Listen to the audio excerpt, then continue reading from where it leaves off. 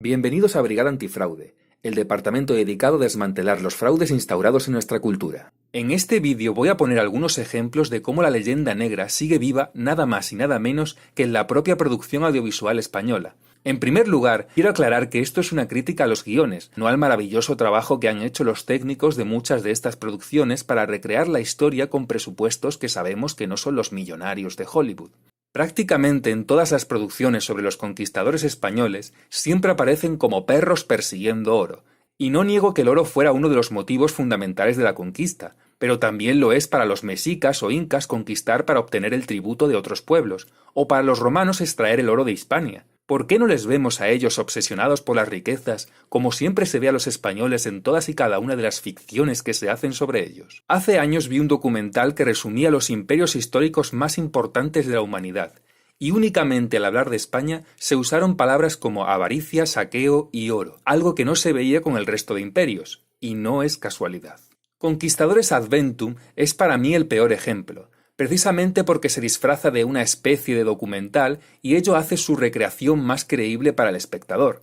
En esta serie, los soldados de la Reconquista eran, y cito textualmente, perros de guerra, alimentados de miseria, y las carabelas del descubrimiento iban cargadas de 70 u 80 desgraciados al mando de un tal Cristóbal Colón. Y luego llegarían a América cientos de desgraciados armados hasta los dientes. Todo con un lenguaje así de neutral, que seguro sus autores dirán que es objetivo. Ese es el estilo de la producción histórica española, la cual está compuesta por unos cientos de desgraciados al mando de una tal mediocridad. Durante el viaje de las carabelas, el narrador llora porque está harto de estar en el barco. Os aseguro que ese viaje de 33 días fue mucho más agradable que escuchar llorar durante 20 minutos a este narrador. El narrador es una especie de híbrido entre un señor de la época y un giliprogre del siglo XXI que no tiene ni idea de historia y que al final lo resume todo en que los conquistadores serán unos desgraciados armados hasta los dientes que les impondrán su lengua y el gentilicio de indios, que les tomarán como esclavos, que cambiarán su oro por baratijas, que les harán agachar la cabeza cuando les hablen, que quemarán a sus dioses y luego los indígenas tendrán que darle las gracias por todo ello. Pareciera que el guión de esta serie lo haya escrito el mismísimo Guillermo de Orange en colaboración con Martín Lutero, Montesquieu y algún ignorante giliprogre indigenista de nuestro tiempo. Y no me cabe duda de que esto, para el guionista, sonará todo un cumplido. Resumir a los españoles conquistadores, de muy distintas procedencias y sensibilidades, en estos términos es como si yo resumo a Iberoamérica como países donde todos son narcotraficantes desgraciados. Para colmo, Colón le dice a la reina Isabel el viejo cuento de que quiere ir a la India, cuando Colón quería ir a las Indias, que era como en aquella época se denominaba el Extremo Oriente, y luego el término se amplió a toda América. De ahí que a los indígenas les llamaran indios, no porque creyeran que eran habitantes de la India, sino porque eran habitantes de lo que en aquel momento se conoció como las Indias o Indias Occidentales. Y el Colón de esta serie cuesta reconocerlo, pues su aspecto no se parece ni lo más remotamente a ninguno de los retratos del navegante. Llama la atención cómo se recrea y se regodea en que el Papa, para recuperarse de su enfermedad, le saca la sangre a un niño a cambio de 2 ducados y luego la bebe cual vampiro mientras es condenado por el narrador por matar brujas. Eso sí, cuando hay que hablar de canibalismo indígena, se pone un pequeño subtítulo sobre el tema y se acabó.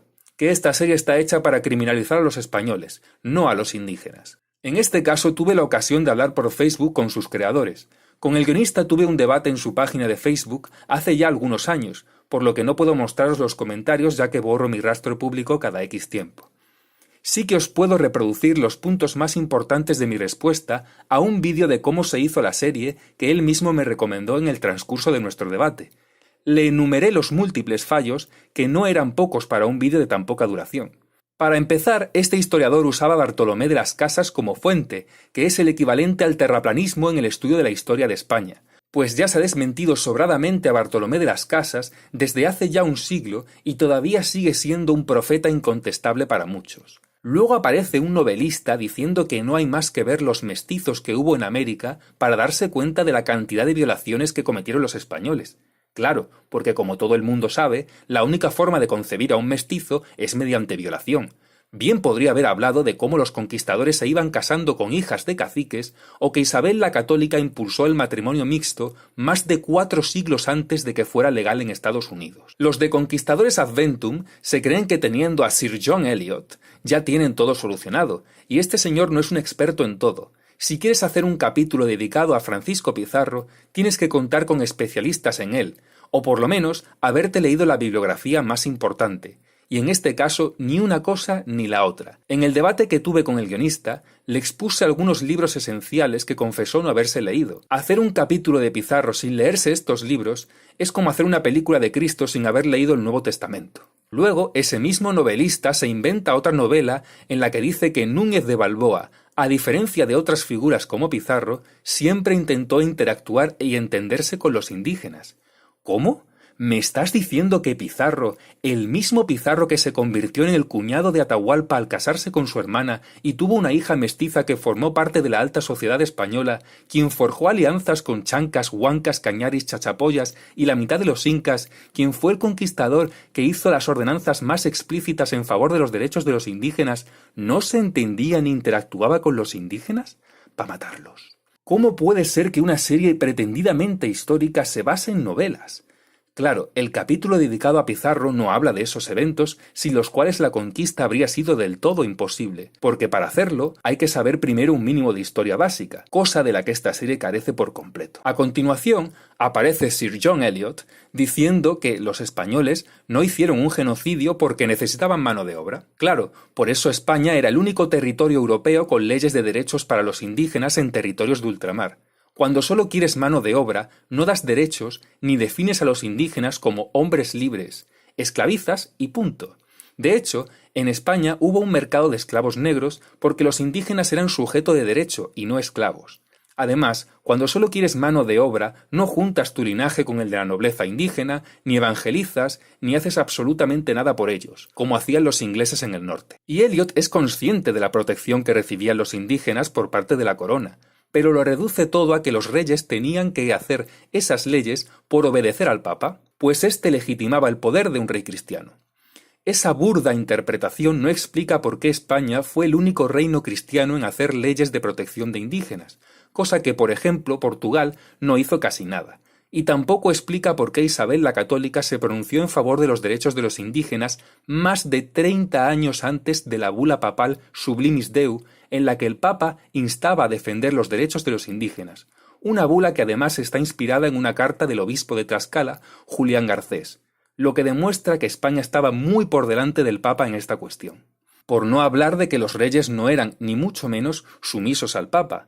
No hay más que ver lo que pasó en el saco de Roma. Mismamente los reyes católicos se casaron sin permiso papal durante los 5 primeros años de su matrimonio. Así que no, señor Eliot, la obediencia al Papa estaba muy lejos de ser la razón por la cual los reyes católicos y sus sucesores defendieron los derechos de los indígenas. Los reyes de España buscaban ampliar las fronteras de su reino y que los indígenas se integrasen como súbditos de la corona, no tener colonias de explotación como los ingleses. Y ya para rematar, después de decir esto, el señor Eliot viene a desmentirnos la leyenda negra.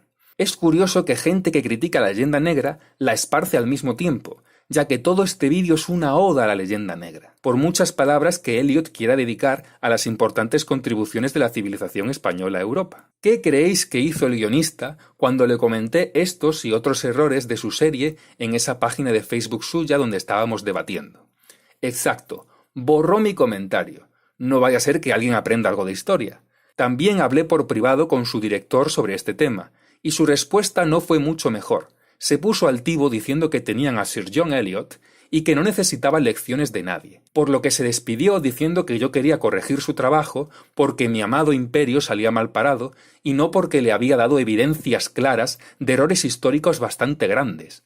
Lamentable. Una lástima que una serie que podía haber sido muy interesante termine por tirar por la borda el maravilloso trabajo de los técnicos por un director y un guionista del todo incompetentes, que hacen prevalecer sus prejuicios leyendanegristas sobre la historia. La serie Carlos Rey Emperador muestra una conquista de México mediocre. La conquista se resume en un Hernán Cortés que destruye un paraíso. En esta serie los abusos sufridos por multitud de pueblos indígenas por parte de los mexicas no existen. Tanto Moctezuma como Cuauhtémoc aparecen como seres buenos y honorables que incluso le dan lecciones de moral a Cortés, como si no hubiese habido mexicas que mataron niños y violaron mujeres obligando a sus maridos a mirar. Para colmo, Moctezuma echa en cara a Cortés que en la matanza del Templo Mayor se abrieron las entrañas de su gente. ¿Perdona? Los tlaxcaltecas, que tan vitales fueron para la conquista, no existen en esta serie. Aquí Cortés es el verdugo del paraíso terrenal indígena y no hay mucho más que añadir. La clásica historieta indigenista y oficialista. Y otra cosa que no logro entender es por qué en la web de la serie aparece una foto del Partido Popular en su galería. La serie Hernán está muy conseguida en muchos aspectos. Óscar Jaenada ofrece una decente interpretación, pese a que su perfil físico encaja más con el del califa de Granada que con el de Hernán Cortés, aunque se puede entender que no hay muchos actores españoles, al menos de los que son famosos, capaz de interpretar con acierto ese papel. Supongo que no había mucho donde elegir. Esta serie, junto a Conquistadores Adventum, son el mejor ejemplo de leyenda negra verosímil. Aquí no hay héroes, pero está claro que los españoles son los más villanos de todos, y no los más competentes. También había mexicas que mataban niños, violaban, tenían codicia, etc. Y eso es algo que en Hernán solo vemos en el lado español. De hecho, vemos hasta cómo le cortaban las narices, orejas y manos a los prisioneros tlaxcaltecas, que posteriormente serían sus aliados. Me parece bien que se muestre la crudeza, pero tendría que haber un equilibrio que claramente no existe. La crueldad del lado mexica era mayor que la del lado español. Sin embargo, en la serie se ve al contrario. De hecho, si los españoles fueron tan malos, ¿por qué hubo que recurrir a mentir sobre ellos? ¿No habría bastado con decir la verdad, en lugar de basarnos en relatos falsos de Bartolomé de las Mentiras y los grabados falsos de Delay, que jamás vio un indígena en toda su vida? La crueldad del lado mexica está bastante tapada. Tan solo hay un momento en el que le sacan el corazón a una española. En el tercer capítulo vemos a los mexicas en una matanza que ya se ha producido. No les vemos matar niños ni a nadie en general. En la matanza del Templo Mayor sí que vemos a un español matando a un niño, recreándose en todas las muertes de inocentes. También vemos cómo Marina es violada por un español, pero no vemos lo dura que fue su vida como esclava antes de que fuera entregada a Cortés, hecho que hace que deje de ser una esclava y tenga un papel bastante relevante. De hecho, el primer capítulo de la serie consiste en que Cortés está todo el tiempo metiendo la pata y Malinche diciéndole «te estás equivocando» y «te lo dije». Tenemos que irnos a luchar contra los hombres de Velázquez. Alvarado se quedará al mando. Te estás equivocando. Tenemos que volver a Tenochtitlán. Algo muy malo está pasando. He visto el futuro, porque Malinche tiene poderes. Todavía no es el momento. Te estás equivocando. Si queremos salir de esta, tenemos que entregar a Alvarado a los mexicas para que le saquen el corazón y liberar a Moctezuma. Eso no podrá ser. Te estás equivocando. Libera a mi hermano. Muy bien, que salga. Te estás equivocando. Abrir una serie sobre el conquistador de la segunda civilización más importante de América, en la que no se ven más que errores por su parte, no es precisamente la mejor forma de empezar. En los 3 primeros capítulos soy incapaz de recordar algo memorable que Cortés haya hecho para conseguir conquistar a los mexicas, más allá de tener la idea de establecer alianzas con los pueblos que se sentían oprimidos por los mexicas. Casi pareciera que todo lo que consigue es por buena suerte pese a sus constantes errores. De hecho, en esta serie Cortés no derrota a los tlaxcaltecas, sino que, ya desarmado y a punto de morir, salva su vida por la casualidad de que oscurece y estos soldados no pueden pelear de noche por sus costumbres. Entonces se escucha el sonido de que la batalla llega a su fin y salvado por la campana. Aunque no he podido ver nada más que los 3 primeros capítulos y algunos fragmentos, que son los que se puede ver en YouTube en España, no parece que su protagonista, Óscar Jaenada, haya aprendido mucho de historia haciendo esta serie, pues él mismo hablaba de genocidio cuando le entrevistaban acerca de la serie, un término del todo inaceptable para cualquier historiador serio. Es respetable hacer una serie donde se vea la crudeza y se renuncie a lo épico, y muy arriesgado el hecho de que no existan ni héroes ni villanos, lo cual respeto, pero si este va a ser el posicionamiento, entonces quiero ver las violaciones que mexicas hacían a los cholultecas obligando a sus hombres a mirar, o sacrificios mexicas a niños. Ahí es donde estaría el verdadero equilibrio. Y además, veríamos por qué tantos pueblos se unieron a Hernán Cortés. Llegamos a ver más sangre derramada por españoles que por mexicas en sus propias pirámides. El personaje de Alvarado aparece como el típico buscabroncas de bar, de acuerdo en que era un tipo sanguinario, pero es imposible ver una escena suya en los 3 primeros capítulos donde no cree un conflicto, tanto con indígenas como con españoles, también con los aliados tlaxcaltecas, que no tienen ni un solo momento de colegueo o compadreo con los españoles. Casi pareciese que los tlaxcaltecas han sido tan enemigos de los españoles como los mexicas. Por supuesto, no faltó el negro esclavo con la sombrillita. Eso sí, el negro conquistador Juan Garrido, que era libre y no esclavo, sigue siendo invisible. Algunos dicen que esta serie debe ser muy equilibrada cuando no ha convencido ni a hispanistas ni a indigenistas. Esto es completamente falso. Para los indigenistas lo equilibrado es que los españoles sean los nazis y los indígenas los judíos. Todo lo que se salga de este paradigma enfadará a los indigenistas. En México sigue siendo imposible encontrar series o películas que ensalcen la imagen de Cortés. Y no es porque éste matase mucho en la conquista. De lo contrario, los narcos que han matado mucho más que Cortés no aparecerían como héroes en sus películas y telenovelas, mientras hunden al país en el caos de la violencia todos los días. Siempre digo que lo malo no es matar, lo malo es ser español. En los últimos de Filipinas hay varios momentos de leyendanegristas y concretamente uno en el que se falsea completamente la historia. Se trata de cuando este personaje dice que España vendió Filipinas a Estados Unidos porque siempre se trató de dinero. Claro, siempre que hablamos de España hay que hablar de codicia, es la norma número 1 de toda producción histórica. Sin embargo, esto es completamente falso. De lo contrario, España habría vendido esos territorios desde el principio, y la guerra de 1898 no habría existido. España vendió Filipinas porque no tuvo más remedio, pues perdió la guerra y Estados Unidos la obligó a esa venta. Por supuesto, tampoco aparece la figura del primer presidente filipino, Emilio Aguinaldo, sosteniendo una postura como esta, que habría estado bien para terminar la historia. La película También la lluvia es toda una oda al buen salvaje de Rousseau, ese ilustrado francés que no vio a un salvaje en toda su vida. La película muestra a unos indígenas de Bolivia que llevan 500 años siendo víctimas, primero de los españoles y después de las repúblicas criollas independizadas, y de cómo los malvados españoles vuelven a explotar a los indígenas, en este caso para hacer una película supuestamente histórica. Todo ello en el contexto de la privatización del agua por parte del gobierno, de ahí el título. Aquí no se habla de sacrificios, ni de la primera limpieza étnica de Sudamérica ordenada por Túpac Katari, ni de las invasiones incas.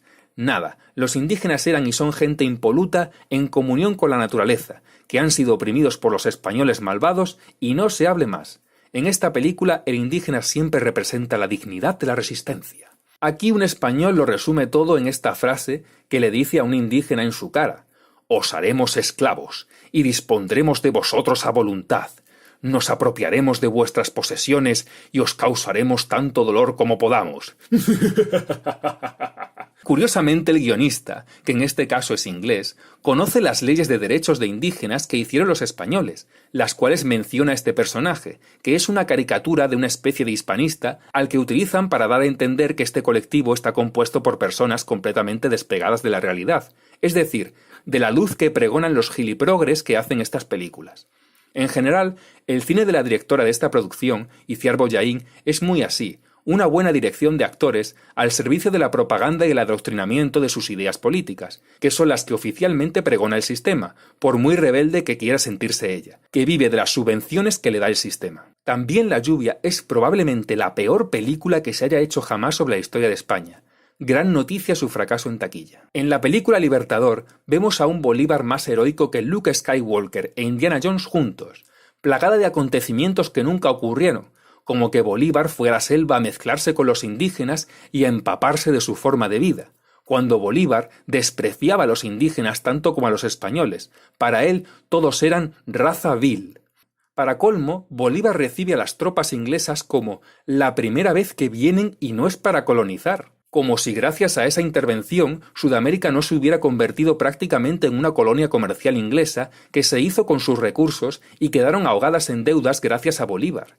En los últimos 50 años nunca se ha hecho una sola película épica sobre los conquistadores. Sin embargo, a Simón Bolívar, el dictador asesino, lo ponen como el gran santo y genio de Sudamérica. Fijaos qué sensibilidad tiene con los negros esclavizados el mismo Simón Bolívar que fue dueño de esclavos negros. Esta es probablemente la película histórica más fantasiosa de todos los tiempos. Cualquier parecido con la realidad es pura coincidencia, si es que existe alguna coincidencia. Una de las películas más caras sobre la historia de España, si no la que más, es la que ensalza al primer dictador que hubo en América, quien arrasó con miles de personas para vender su patria a Inglaterra.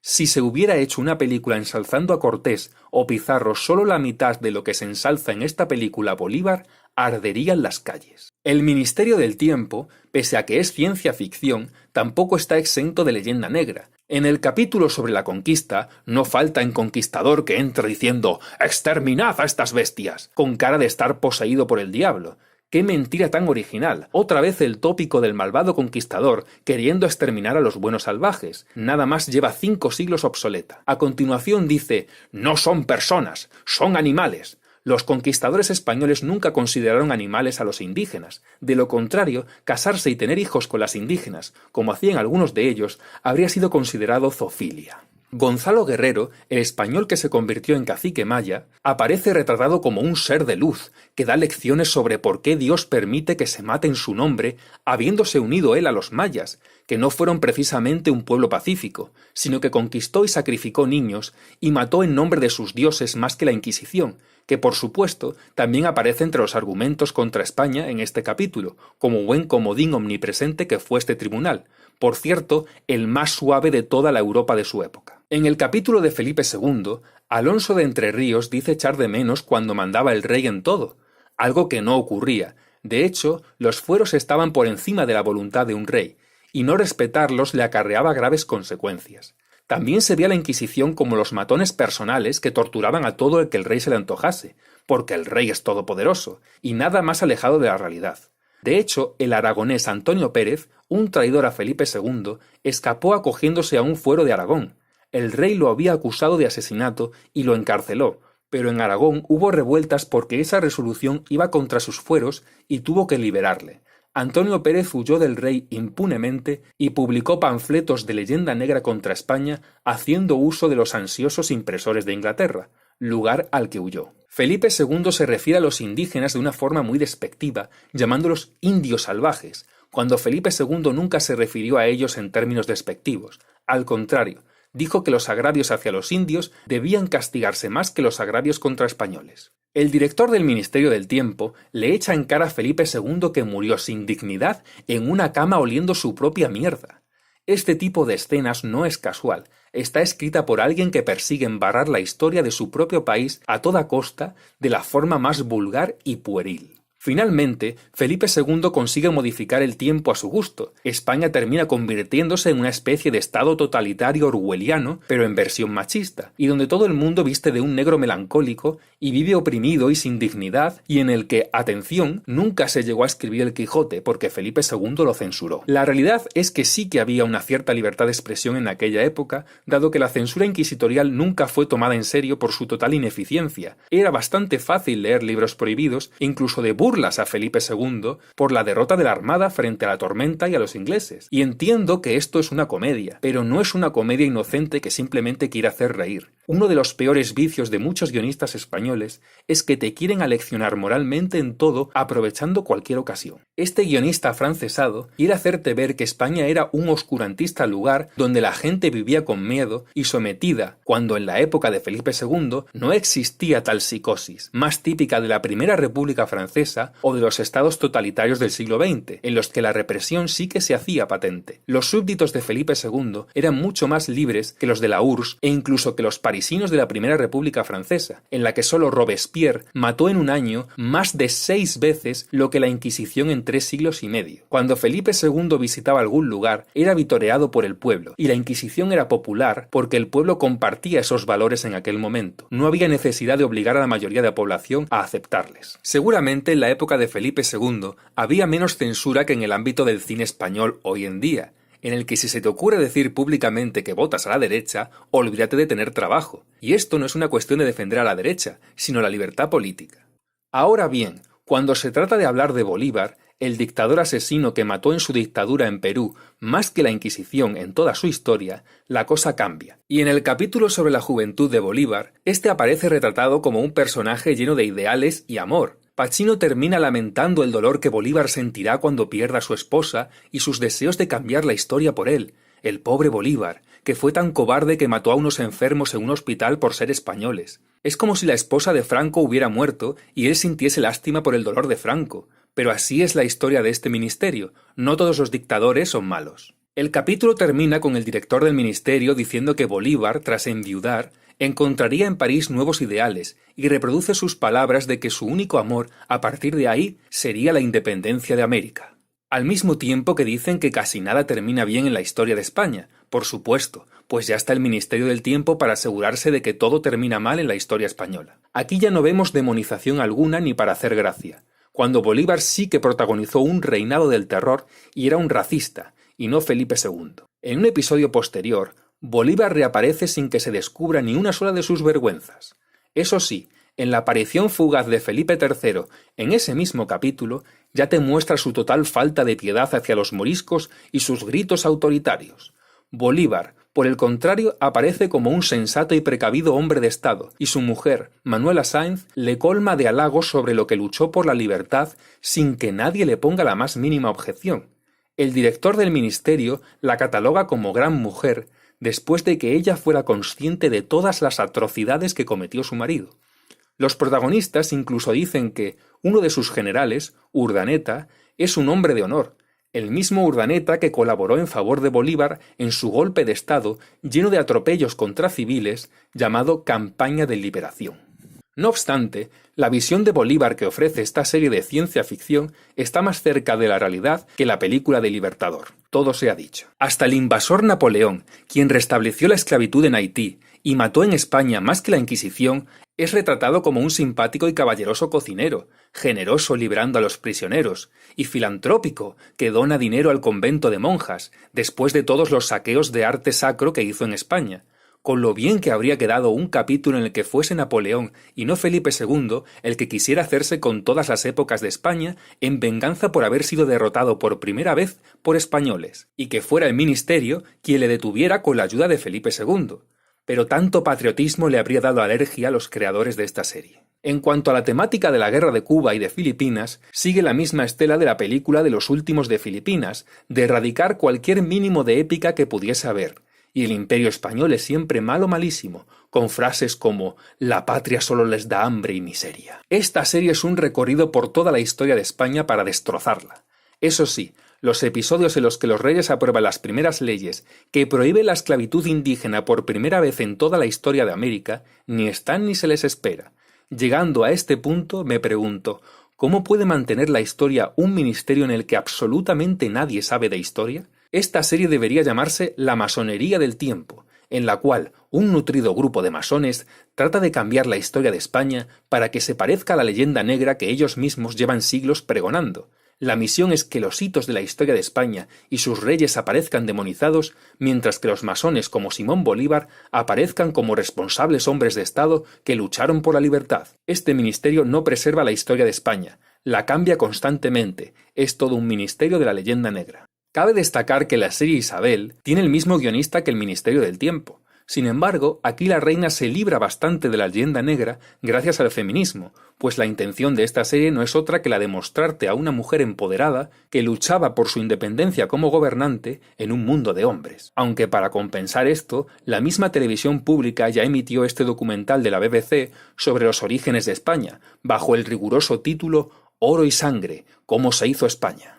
De la película Oro solo he podido ver algunos fragmentos, pero la voy a nombrar porque es una de las más recientes y está basada en la obra del que algunos, no sé por qué razón, consideran un patriota, el afrancesado Arturo Pérez Reverte. En los fragmentos he podido ver otra vez a los conquistadores locos por la sangre y el oro y demás tópicos que ya he desmentido en otras producciones y que ya resulta repetitivo.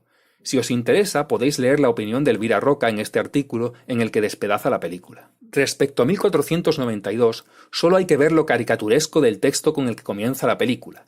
Hace 500 años, España era una nación dominada por el miedo y la superstición, gobernada por la corona y una despiadada Inquisición que perseguía a los hombres por atreverse a soñar. No había visto en mi vida tantas patadas a la historia en una sola frase. No voy a hacer un análisis de esta película porque se me quitaron las ganas de verla cuando vi este lamentable comienzo, y ya llevo demasiadas horas de tortura viendo todo lo anterior que os he comentado. Esta producción es más de lo mismo. La cosa duele aún más cuando ves que esta película fue financiada parcialmente con los impuestos de los contribuyentes españoles vía Ministerio de Cultura, pese a que esta película no tiene nada que ver con la cultura.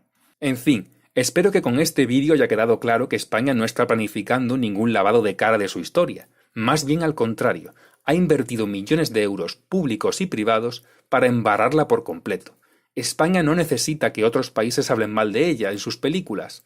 Nadie lo hace mejor que nuestra producción local. Si queréis estar al tanto de más fraudes instaurados en nuestra cultura, suscribíos al canal y darle a la campanita. Un saludo a todos.